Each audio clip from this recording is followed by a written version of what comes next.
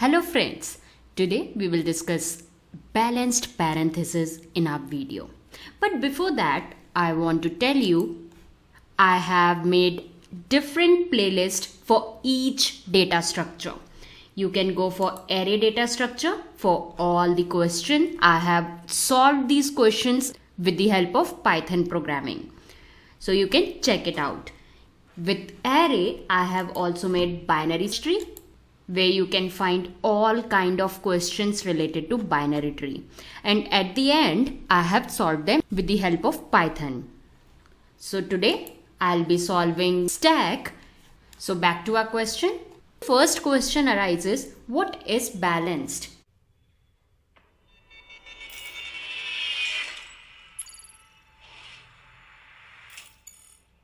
Balanced, where we have all the things in a valid way.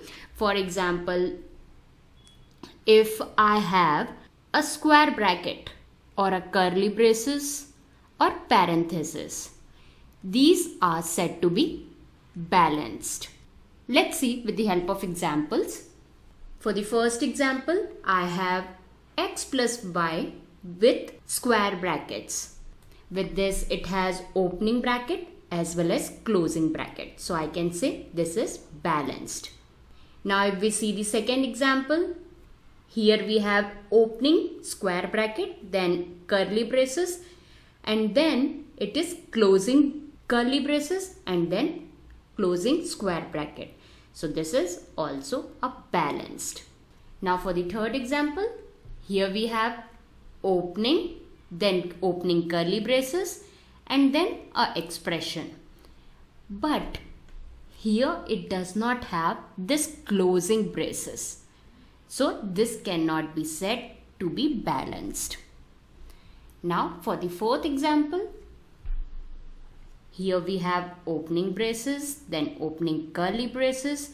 With this closing curly braces, opening parenthesis, closing parenthesis, and then there arrives a curly braces of closing, which is in extra because we don't have any opening curly braces. So this can't be said as balanced. So this is what balanced parenthesis. So now the question arises, how to solve whether a given expression is balanced or not. So if I have been given this expression, here I won't be taking any other character apart from curly braces, square bracket, curly braces and parenthesis. And the rest we will ignore it. So when we have to see this, whether it is balanced or not, we have to first look for opened parenthesis, and that too opening parenthesis to be in left. Obviously, if we have this kind of expression, this is not valid. So we have to make sure that opening braces should be in left and close should be in right. So we can say order here matters. Like where it is following this first point, because opening braces is in left and closing braces is in right. It is following, but it is not in proper order. First, it should be opening, and if we have any curly braces in left, it should be closed first, and then the outer one should be closed. So here, order completely matters. Now, let's understand this with an example. We are filling in a list because we are looking for whether this expression is balanced or not. So what I'll do, I'll iterate this expression one by one. So firstly, I'll look for first square bracket and it will get entered into a list. Then I arrow reach at curly braces. It will check, then it will enter into this. Then again, arrow reaches at the third, so it will enter into our list. Now, when our arrow reaches at this point, it will check whether it has its opening braces or not, and it will check the last point of our array. So we are looking for last point, whether this braces has a pair in our array or not, and that too in the last point.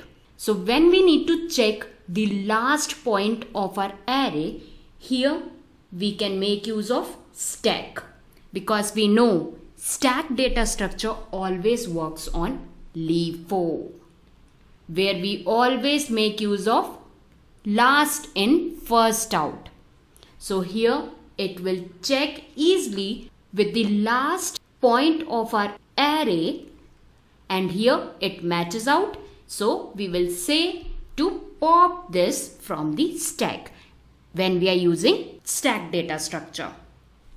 Then our arrow will reach to the curly braces. Again it will check the last point. Here it find its pair. Then it will get popped out. And here we are left with just square bracket. Now our cursor will move to square bracket and it will look for opening braces. Here it finds a pair and this open braces will be popped out. Whenever we find this stack empty, that means our expression is balanced. So let's make use of stack this time. So here we have an expression, and here we will make use of stack, which is empty. So I can write stack is empty in the beginning.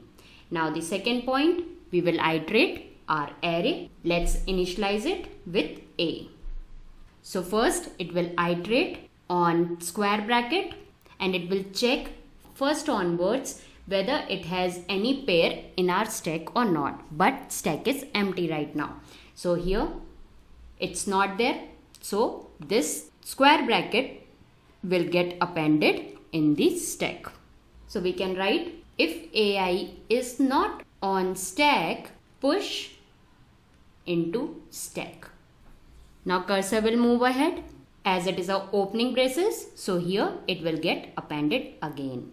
Now it will iterate and our arrow is at closing braces. So at this point it will look for its pair. It will compare the stack and AI are in pair or not. So when we check this, it's in pair.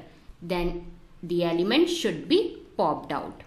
As in stack, last element is always popped out. So the last element has been popped out and our arrow will move ahead. Now this time curly braces, so it will get appended here. Now our arrow will move ahead and it will look for its pair. It's there. So the last element will pop out. Now again it will look for opening braces. So it will get appended here. Now at the time of closing braces, it will look for its pair in stack. Yes, it is there. So this element will get popped out. Now at the time of square bracket, it will look for its pair, which is there. So it will also get popped out. And at the last, when our iteration is being completed, it will look for whether stack is empty. If stack is empty, A is balanced. Now let's understand this clearly with the help of programming. So for this, I am using PyCharm. Now the question arises how a compiler will know that these elements are in pair. So for that, what we'll do, we will make a function def r pairs. And in this, I'll define open and close as my inputs. And here I'll say if open is equal to square bracket and close equal to closing square bracket, then it should return true. The same I'll do for curly braces as well as parentheses, so that it will know that they are in pairs. As we have defined, open with square bracket and close should be a closing square bracket. Same we will do for other two. And if we don't get these conditions, then it should return false. Now we will start making a program with def balanced, and here we will have A as our input.